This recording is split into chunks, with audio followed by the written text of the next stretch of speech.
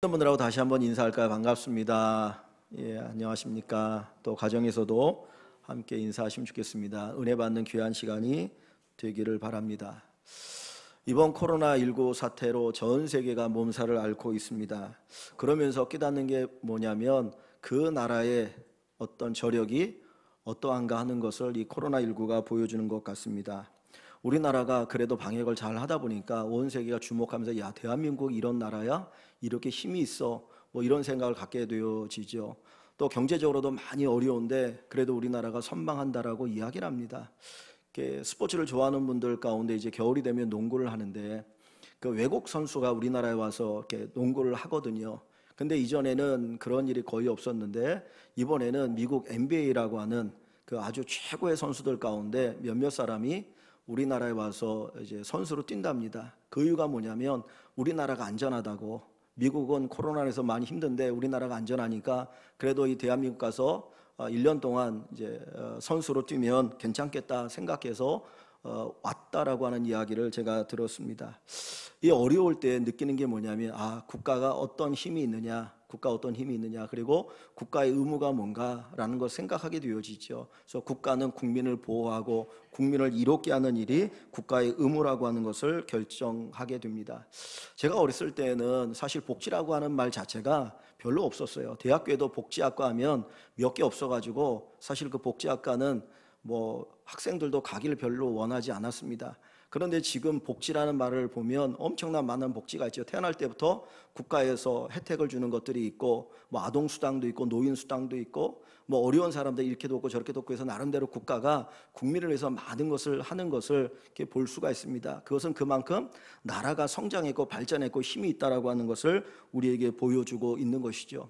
어떻게 보면 한 나라의 국민이 된다고 하는 것은 그 나라가 주는 혜택을 누리며 살아가는 것입니다. 그런 면에 있어서 우리 그리스도인들은 대한민국의 국민일 뿐만 아니라 하나님 나라의 국민이기 때문에 하나님의 나라가 우리에게 주는 어떤 혜택을 누리며 살아갈 수 있어야 합니다. 여러분들은 예수를 믿으며 하나님 나라에 들어간다, 천국에 들어간다라고 이야기를 하지요. 우리가 죽어서 가는 천국이 있을 뿐만 아니라 이 땅에서도 우리는 천국을 누리며 살아가는데 얼마나 천국을 누리며 살아갑니까? 천국이 주는 혜택, 다시 말하면 하나님 주시는 혜택을 얼마나 누리며 살아가고 있습니까? 그냥 나는 예수 믿는다, 난 주일날 예배 드린다, 그거로 끝나는 게 아니라 정말 내가 예수를 믿었더니 하나님이 내게 이런 복을 주셨더라, 이런 은혜를 주셨더라, 이런 놀라운 축복을 내가 누리고 살아간다라고 이야기할 수 있는 분이 얼마나 될까? 그냥 우리가 예수 믿으면 구원받는다라고 하는 것만이 아니라 예수 믿기 때문에 내가 이런 축복을 누리고 산다라고 하는 고백이 저와 여러분들에게 있기를 주님의 이름으로 간절히 축원합니다. 오늘 본문에 보면 9장 1절에 예수님께서 이런 말씀을 주고 계십니다. 또 그들에게 이르시되 내가 진실로 너희에게 이르노니 여기 서 있는 사람 중에는 죽기 전에 하나님의 나라가 권능으로 임하는 것을 볼 자들도 있느니라 하는 말씀을 하고 계셔요. 이 설교는 예수님께서 제자들과 또 주변에 있는 무리들에게 하신 말씀이거든요. 근데 이 설교의 내용을 쭉 보면 이 아까 제가 읽었던 8장 34절부터 9장 1절 말씀이 하나의 설교예요. 우리 성경은 8장과 9장으로 나눠져 있다 보니까 8장의 설교 다르고 9장의 설교가 다른 것처럼 보이는데 여러분들이 가만히 보시면은 예수님께서 하신 설교의 하나입니다. 그런데 그냥 성경이 이렇게 둘로 나눈 것뿐이에요. 처음 성경을 기록한 사람은 장, 절을 구분하지 않았어요. 여러분 편지 쓸 때에 또는 뭐 글을 쓸 때 이렇게 절을 구분합니까? 그게 안 하잖아요. 근데 장과 절이 있는 건 나중에 성경을 읽는 사람으로 하여금 편하게 읽고 찾도록 하기 위해서 장을 만들고 나중에 절을 만든 거거든요. 그러다 보니까 이 장과 절 때문에 같이 읽어야 될 부분이 이렇게 나눠져 읽어질 때가 있어요. 그래서 오늘 본문도 사실은 좀 그런 겁니다. 내용을 보시면 하나의 내용인데 이렇게 둘로 나눠서 설교가 마치 두 개의 설교가 있는 것처럼 보여지는데 한번 다시 보세요. 자, 이 예수님께서 이 설교는 어디에서 하셨냐면 가이사랴 빌립보라고 하는 곳에 제자들을 데리고 예수님이 가셨습니다. 그리고 예수님이 물어보셔서 야, 사람들이 나를 누구라고 아느냐? 예수님이 3년 동안 열심히 사역을 하시고 귀신도 쫓고 병도 고치고 기적도 행하시고 천국 복음을 전하시고 난 후에 제자들에게 물었어요. 사람들이 나를 누구라고 하느냐? 그랬더니 제자들이 얘기하길 어떤 사람은 엘리야라고 하고 어떤 사람은 세례 요한이라고 하고 어떤 사람은 그냥 선지자들 가운데 한 분이라고 이야기합니다 라고 대답하는 거예요. 그때 주님이 다시 묻습니다. 야, 그러면 너희는 나를 누구라고 하느냐? 너희는 나를 어떤 존재로 믿고 있느냐? 그랬더니 베드로가 주는 그리스도시요 살아계신 하나님의 아들입니다 라고 하는 신앙 고백을 하는 거죠. 그러니까 예수님 당신은 나의 구원자이십니다, 예수님만이 우리의 구원자이십니다 라고 하는 고백을 해요. 그때 칭찬합니다. 야, 바요나 시몬아 잘하였도다. 그러면서 하시는 말씀이 네가 이런 고백을 하는 것은 네 머리에서 나온 게 아니고 하늘의 하나님이 너에게 알려주신 것이야 라고 말씀하셔요. 우리가 예수를 믿은 것은 우리의 지식과 지혜, 경험으로 되는 게 아닙니다. 어떤 분들은 내가 지식이 있고 경험이 있으니까 예수님을 내 구주로 믿는 것처럼 생각하는 사람들이 있어요. 또 어떤 분들은 내가 너무 힘들고 어려우니까 뭔가를 의지하기 위해서 교회 나오다 보니까 내가 예수 믿었다고 생각하는데 사실은 하나님께서 우리에게 믿음을 주신 거예요. 하나님께서 우리에게 알게 하셨기 때문에 우리가 예수님을 믿게 되어진 거거든요. 그러니까 이 베드로가 예수님에 대한 이 고백을 한 것도 사실은 자기의 지식과 경험이 아니라 하나님의 은혜요 능력이었던 거예요. 그때 이제 그 얘기를 하십니다. 그랬더니 그리고 나서 예수님 뭐라고 말했냐면 야, 이제는 내가 예루살렘에 올라갈 건데 거기 올라가면 거기에 있는 종교 지도자들이 나를 죽일 것이다. 나를 괴롭게 하고 나에게 고난을 주고 나를 죽일 것인데 내가 죽고 나서 3일 만에 부활할 것이다 라고 얘기를 하십니다. 그 이야기를 들은 제자들이, 그중에 베드로가 예수님 결코 그런 일이 있어서는 안 됩니다라고 막 항변을 하는 거예요. 그 이유가 뭐냐면 이 제자들은 예수님을 3년 동안 따라다녔는데 오직 한 가지 목적이 뭐냐면 예수님이 언젠가는 왕이 될 거다. 언젠가는 이스라엘 나라의 왕이 되어질 텐데 그때 우리가 예수님 옆에서 한 자리를 하겠다는 생각이 있었던 거예요. 그런데 예수님이 죽으면 어떻게 돼요? 왕이 될 수 있습니까? 없습니까? 왕이 안 되잖아요. 그러니까 결코 예수님 죽으면 안 됩니다라고 막 사정을 하기보다는 막 예수님을 윽박지르는 그 일을 하게 되는 거예요. 그 이후에 예수님께서 오늘 본문에 보면 제자들과 무리들을 불러놓으시고 하시는 설교가 오늘 본문의 설교입니다. 자, 설교 내용을 한번 볼게요. 34절부터 봅니다. 무리와 제자들을 불러 12제자와 그리고 그 옆에 있었던 무리들을, 사람들을 불러서 말씀하시는 거죠. 이러시되 누구든지 나를 따라오려거든 예수님의 제자가 되려면 자기를 부인하고 자기 십자가를 지고 나를 따를 것이다. 예수님의 제자가 되는 두 가지 조건을 이야기하고 있어요. 첫째는 자기를 부인하는 거예요. 나를 부인하는 거. 나를 부인하는 것. 두 번째는 자기 십자가를 지고 주님을 따르는 겁니다.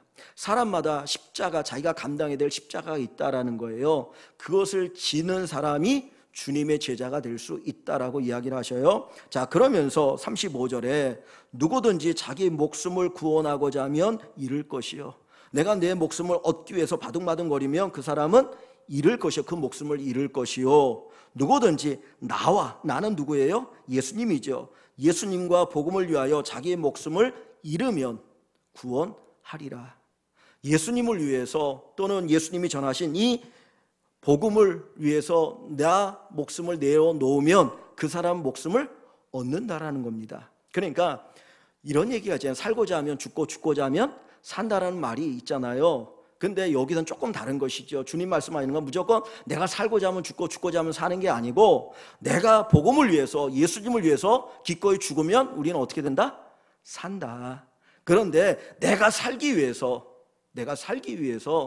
마치 예수님을 도구로 이용하고자 하면 그 사람은 죽는다라는 얘기를 하시는 거죠. 그죠? 그래서 복음을 위해서 예수님에서 기꺼이 나를 내려놓으면 그 사람은 산다는 거예요. 그 이야기가 앞에 있는 자기를 부인하고 자기 십자가를 지고 주님을 따르는 것과 같은 이야기인 것입니다.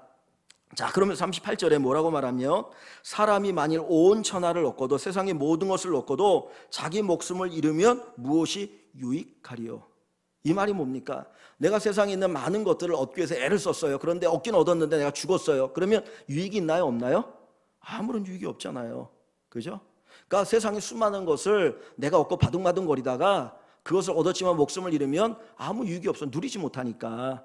그런데 오늘 이 말씀을 앞부분과 연결해 보면 자, 여러분 세상이 중요합니까? 목숨이 중요합니까? 세상의 부귀영화가 중요해요? 목숨이 중요해요? 뭐가 중요해요? 목숨이 중요해요. 그죠?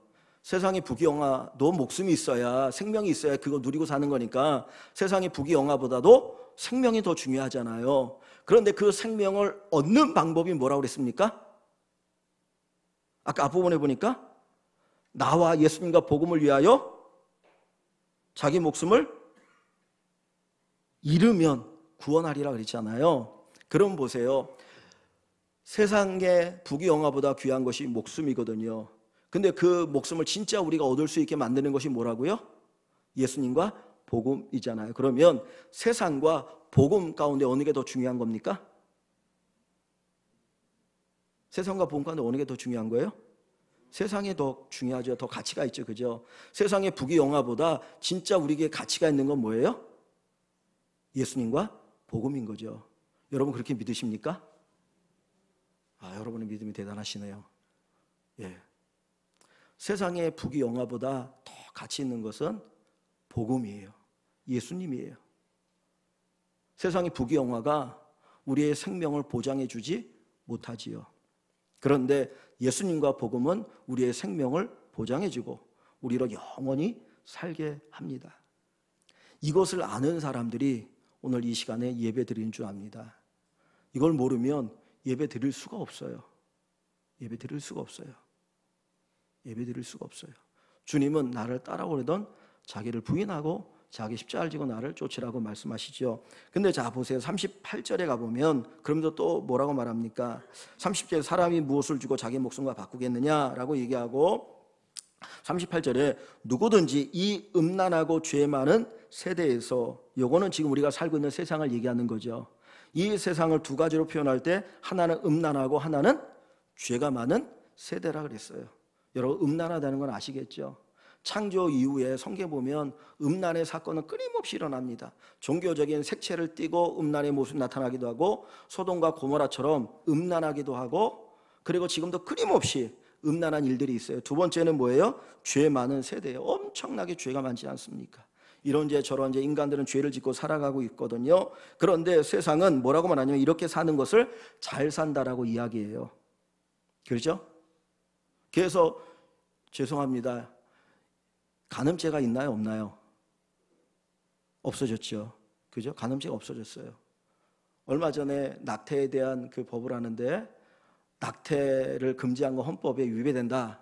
그래서 여성들의 자기결정권을 침해하고 있다. 그래가지고 그 법을 없애버려야 된다라고 이야기를 해서 이제 정부에서 만든 법이 뭐냐면 14주까지는 임신하고 14주까지는 마음대로 낙태해도 상관이 없고 24주까지는 몸이 아프거나 어떤 이유가 있으면 의사가 하나 써주면 낙태도 상관이 없다라는 법을 만들었거든요.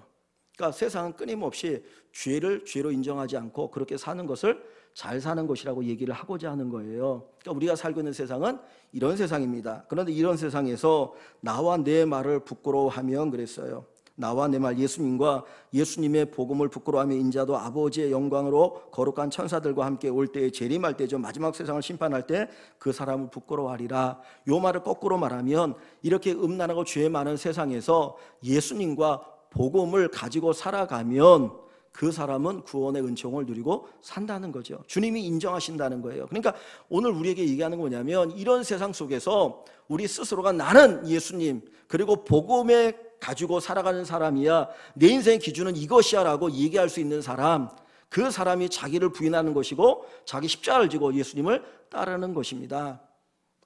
그런데 우리에게 한번 물어보면 좋겠어요. 정말 내가 그렇게 살고 있는가? 내가 그렇게 살아갈 힘이 있는가라고 하는 것이죠. 아마 예수님께서 요까지만 이야기하셨다면 아마 우리는 다 포기하고 안 돼 나는 이런 믿음 가질 수 없어, 그리고 아마 내려놓고 어디 떠나갔을지 모르겠어요. 근데 9장 1절에 보면 예수님의 설교가 또 나옵니다. 같이 연결된 설교예요. 9장 1절을 봅니다. 또 그들에게 이르시되 내가 진실로 너희에게 이르노니 여기 서 있는 사람 중에, 예수님의 설교를 듣는 그 사람들 가운데 죽기 전에 하나님의 나라가 권능으로 임하는 것을 볼 자들도 있느니라 그랬어요. 하나님의 나라가 권능으로 임하는 것을 볼 사람들이 여기 있다라고 주님이 얘기하셔요. 자, 그러면 보세요. 앞부분에는 자기를 부인하고 자기 십자가를 지고 나를 쫓는 자가 구원을 얻는다라는 말씀을 하셔요. 쭉 그 이야기를 하셨고, 뒷부분에서는 하나님의 나라 권능으로 임하는 것을 볼 자가 있느니라고 하는 말씀을 주셨는데, 이 하나의 설교에서 예수님의 설교의 강조점이 어디 있는 것 같습니까? 만약에 여러분이 이 설교를, 이 내용을 읽고 누군가 얘기한다면 어디에 초점을 맞춰서 얘기를 할 것 같아요?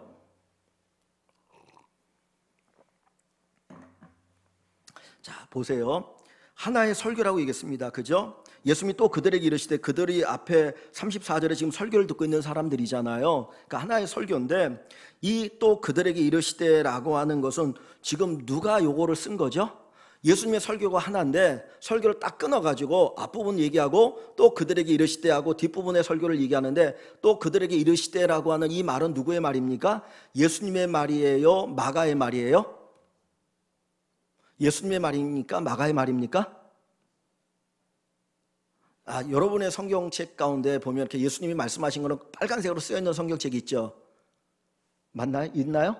자, 거기에 보면 또 그들에게 이르시되가 빨간색으로 쓰여 있어요? 검은색으로 쓰여 있어요? 예?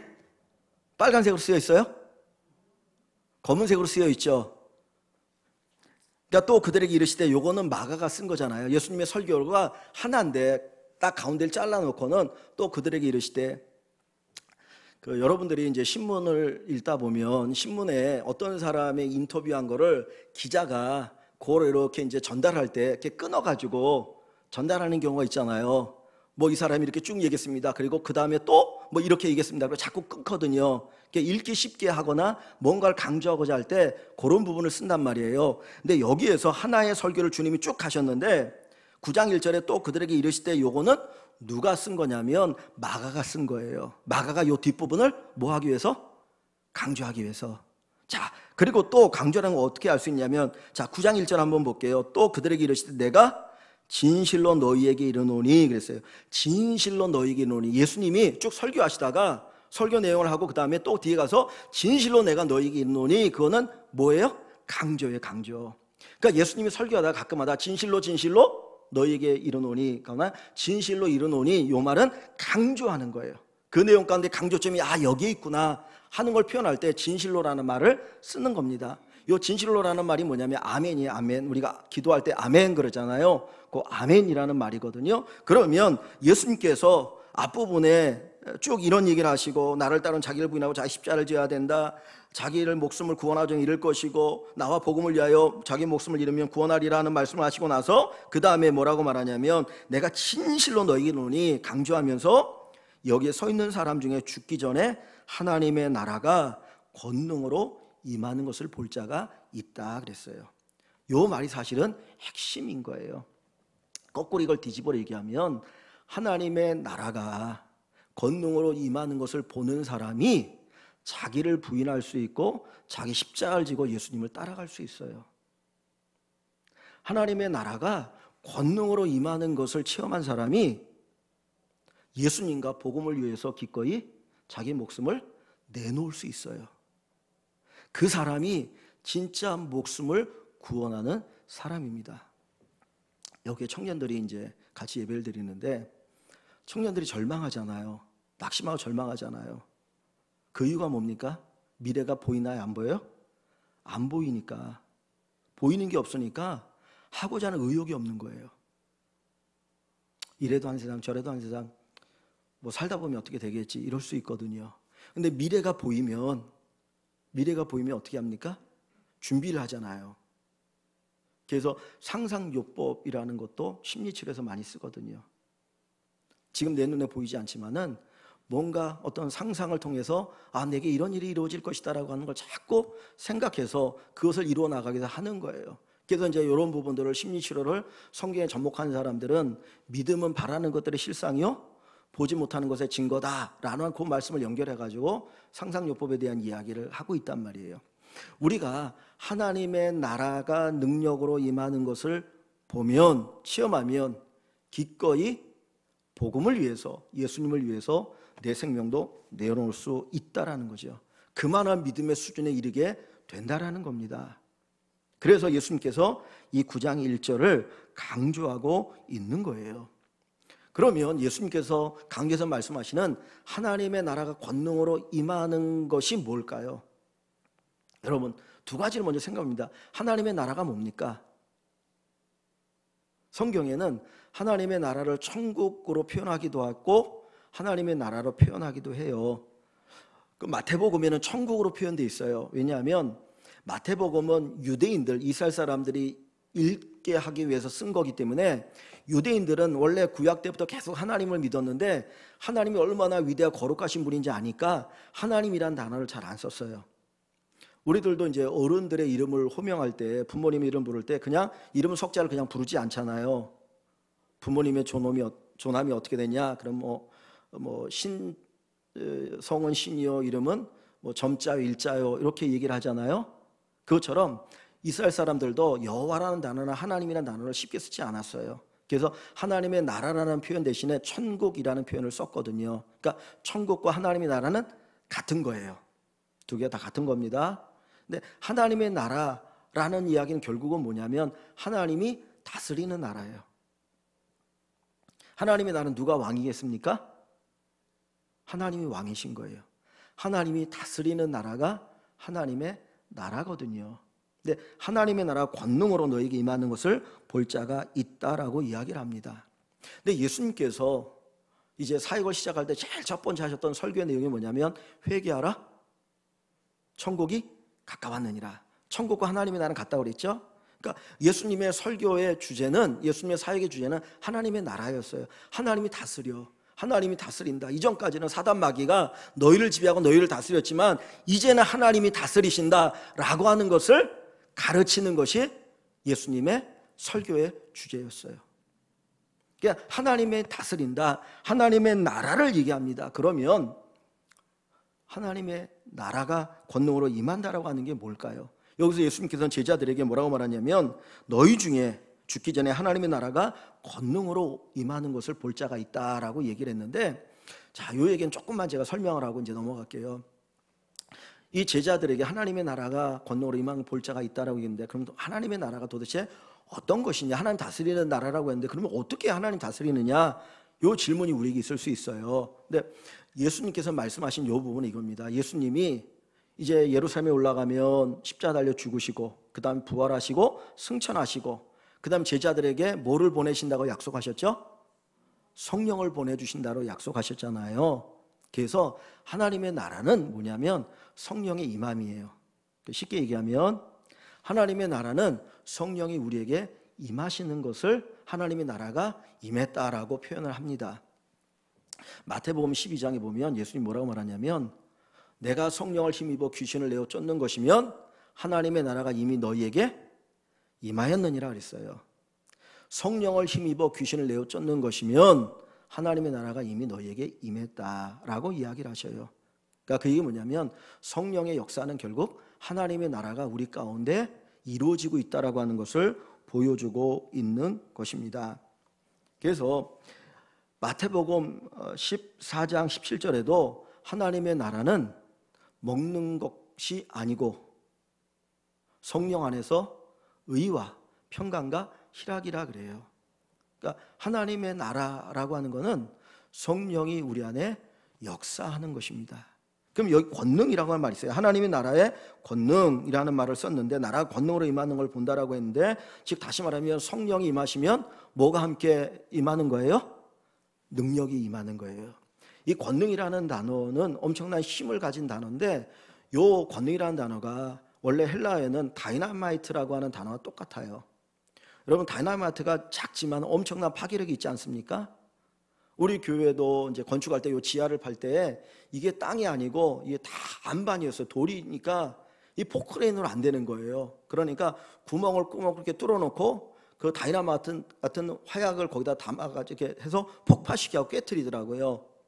그러니까 엄청난 힘이 있다는 거예요, 하나님의 나라에는.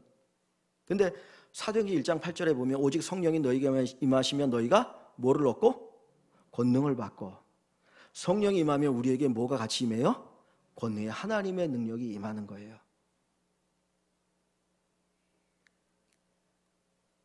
그러니까 하나님의 나라가 이루어진다는 얘기는 우리 한 사람 한 사람이 뭐가 임했다는 거예요? 성령이 임했다는 거예요. 내 안에 성령이 계시면 내가 하나님의 나라가 내 안에 이루어진 거예요. 우리 교회 안에 성령이 임하시면 우리 교회 안에 하나님의 나라가 이루어진 거예요. 여러분의 가정에 성령이 임하시고 성령의 다스림이 있으면 그 가정은 하나님의 나라 천국이 되는 겁니다. 그것을 주님께서 이야기하고 계시는 것이라는 거죠. 그래서 여러분 안에, 내 안에 성령이 임하셨고 우리 교회 안에 성령이 임하셨고 여러분의 가정에 성령이 임하시면 다 거기에 하나님의 나라가 이루어진 것입니다. 그래서 하나님의 나라가 우리가 주기도문 할 때에 먼저 하나님의 이름이 거룩히 여김을 받으시고 그 다음에 나라가 임하옵시고 라는 이야기를 하는 것이 바로 그 기도의 내용입니다.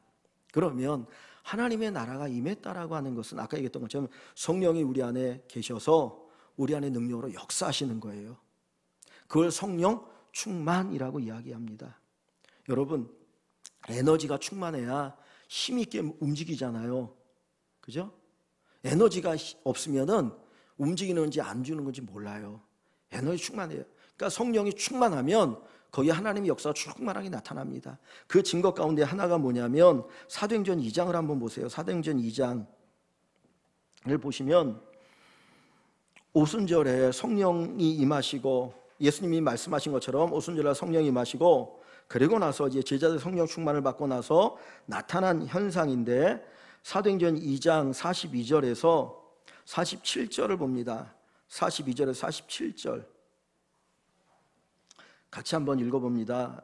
189쪽이에요. 189쪽. 그들이 사도의 가르침을 받아서 서로 교제하고 떡을 떼며 오로지 기도하기를 힘쓰니라.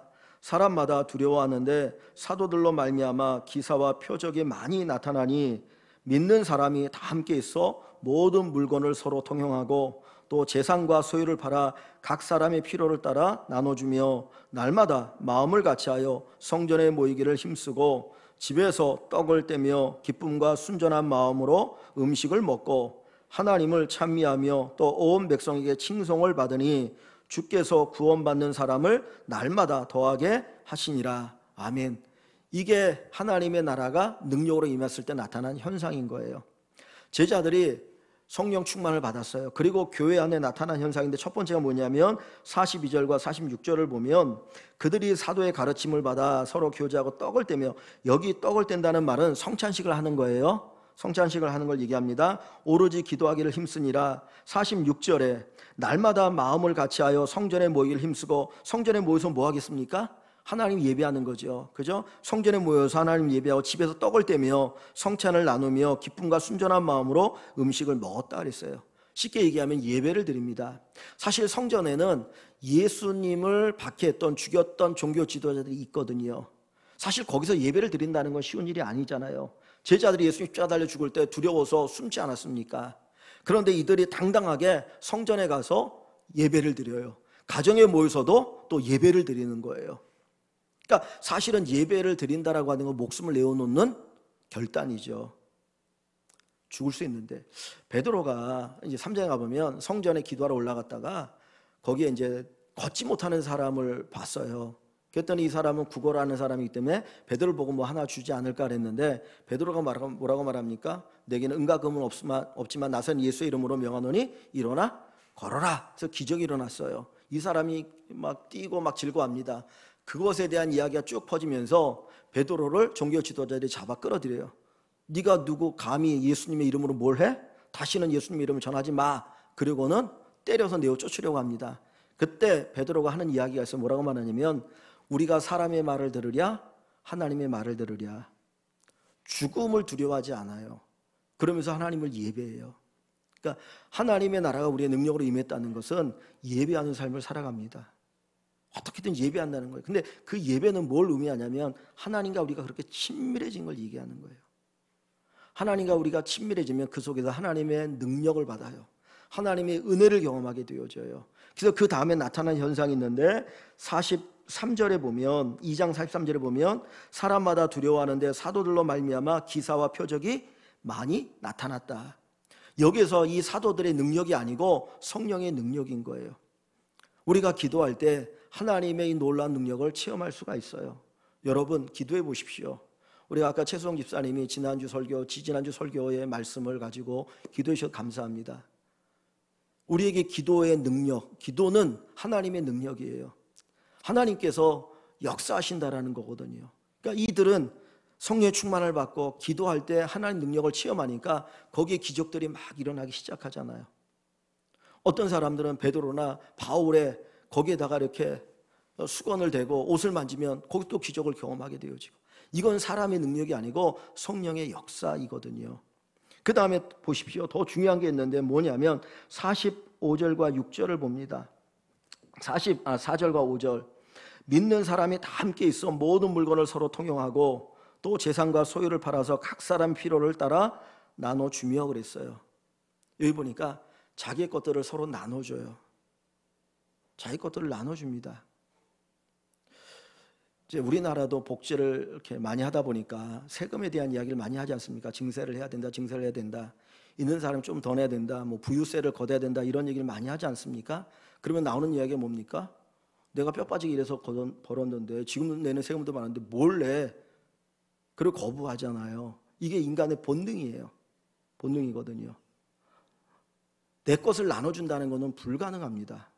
그런데 여기에 보면 성령의 충만을 받고 하나님의 나라의 능력을 경험하고 나서 그들은 어떻게 해요? 나눠요. 내 욕심을 깨버리고 나눈 자가 될 수 있었던 거예요.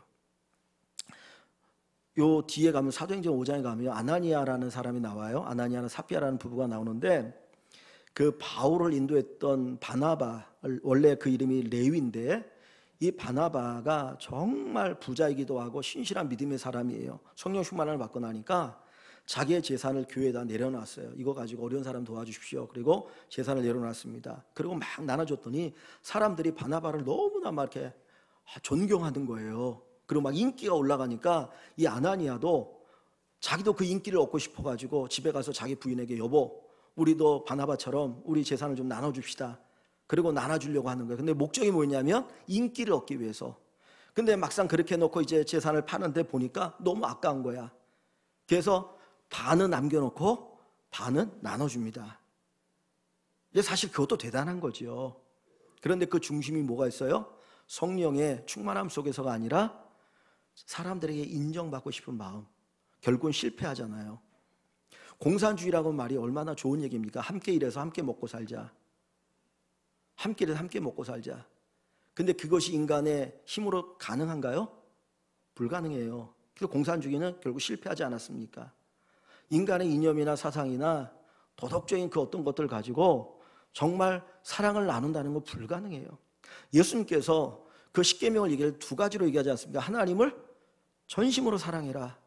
그죠? 두 번째는 내 이웃을 내 몸같이 사랑하라. 여러분 이게 가능합니까? 내 이웃을 내 몸같이 사랑하게 되나요? 우리가 결혼할 때는 이 건모머니가 흰머리 파뿌리가 되도록 내가 사랑하겠습니다. 기쁠 때나 즐거울 때나 때는 힘들고 어려울 때도 내가 전심으로 사랑하겠습니다라고 얘기하는데 봄은 그런가요? 안 그런가요? 안 그러잖아요. 조금만 저기 하면 짜증내고 화내고 저도 그러거든요. 그러니까 인간의 힘으로는 불가능한 거예요. 근데 오직 뭘로 가능합니까? 성령의 능력으로. 하나님의 나라가 임할 때 성령께서 우리 안에 충만히 거하셔서 내 안에 역사하실 때 우리가 이런 삶을 살 수가 있는 거예요. 그래서 스데반이 복음을 전하다가 돌에 맞아 죽을 때 그 얼굴이 천사의 얼굴 같다 그럽니다. 사람들이 자기를 향해서 돌로 쳐 죽이거든요. 그때 정말 머리에 깨지고 피가 흐르는데 뭐라고 말하냐면 그가 하늘을 쳐다봤는데 하늘이 열리고 예수님을 봤어요. 그러면서 그가 하는 이야기가 뭐냐면 주여 내 영혼을 받으시되 저들이 알지 못하고 하니까 죄를 저들에게 돌리지 마십시오라고 용서의 기도를 하고 죽거든요. 이건 사람의 힘으로 되는 게 아니에요. 그러니까 성령의 능력이죠. 다시 말하면 하나님의 나라가 우리 가운데 임하는 걸 이야기합니다. 또 성령이 임하면 하나님 나라가 임할 때 능력을 경험한다는 것은 어떤 상황 속에서도 우리가 평안을 누리고 사는 겁니다. 어떤 상황에서 기쁨을 누리고 살아갑니다. 어떤 상황 속에도 하나님께 맡기고 살아갈 수 있는 삶인 겁니다. 이 코로나19라고 하는 것이 엄청나게 우리에게 부담으로 다가오지만 분명한 것은 하나님이 우리를 지켜주십니다. 하나님 우리를 보호해 주실 것입니다. 여러분들이 오늘 집에 가셔서 그 주보에 있는 시편 34편의 말씀을 가지고 공부를 해보십시오. 다윗이 그 어려울 때 정말 자기 목숨을 보존하기 위해서 미치광이처럼 행동해야 될 그때에도 하나님은 자기를 지켜주신다, 보호한다라고 하는 것을 그가 경험한 내용이 그 시편 34편 말씀이거든요.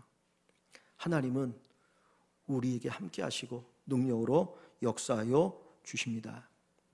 여러분의 삶 속에, 여러분의 가정에, 여러분의 삶의 현장에 하나님의 나라가 능력으로 임하는 것을 꼭 경험하길 원합니다. 우리 힘으로 안 되고요, 성령의 능력으로 됩니다. 기도하십시오. 기도하십시오. 예수님 제자들에게 말씀하신 것처럼 예루살렘 떠나지 말고 아버지께 너에게 약속하신 것을 기다리라. 그래서 그들이 기도할 때 성령의 충만함을 받고 능력을 체험한 것처럼 우리 모든 일광의 식구들이 하나님의 능력, 성령의 능력을 꼭 체험하면 좋겠습니다. 교회가 왜 말이 생기느냐?